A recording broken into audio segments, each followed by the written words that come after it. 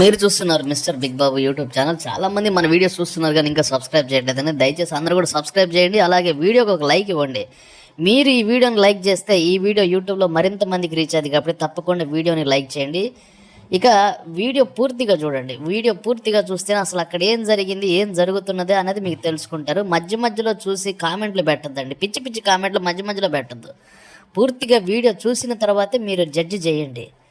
ఇక లక్షల మంది, కోట్ల మంది చూస్తున్న social media, Facebook, WhatsApp, Instagram, YouTube ద్వారా మీ వ్యాపారం ప్రమోషన్స్ చేయబడును. ఈ రోజుల్లో డిజిటల్ మార్కెటింగ్ అనేది యూజ్ చేసుకోవాలండి. వ్యాపారం చేస్తున్న వాళ్ళు డిజిటల్ మార్కెటింగ్ అనేది యూజ్ చేసుకుంటే మీ వ్యాపారం వేగంగా ప్రజల్లోకి వెళ్తుంది.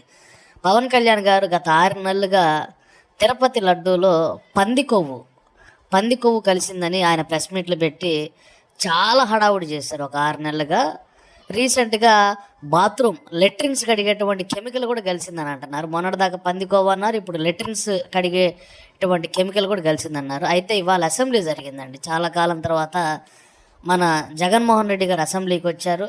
అసెంబ్లీలోకి వచ్చిన వెంటనే జగన్మోహన్ రెడ్డి గారిని చూడగానే చాలామంది అంటే ఒక రియాక్ట్ అయ్యారనమాట. జగన్మోహన్ రెడ్డి గారి ఎంట్రీతో అసెంబ్లీ దద్దరిల్లిందని చెప్పొచ్చండి. అలాగే పవన్ కళ్యాణ్ గారు కూడా ఒకళ్ళు పడి వాళ్ళు అలా చూసుకున్నారు. వాళ్ళు ఇద్దరు కూడా మాట్లాడుకోలేదన్నమాట. అయితే ఇక్కడ ట్విస్ట్ ఏంటంటే రోజుకో కొత్త ఇష్యూ అనమాట. ఒకసారి పంది కొవ్వు కలిసింది అంటున్నారు, ఇంకోసారి బాత్రూమ్ కెమికల్ కలిసింది అంటున్నారు, ఇంకోటి బండ్లకు కలిపేటువంటి ఆయిల్ కలిసింది, ఆ కెమికల్ కలిసింది అంటున్నారు. దీంతో జనాలు భయపడిపోతున్నారు అనమాట.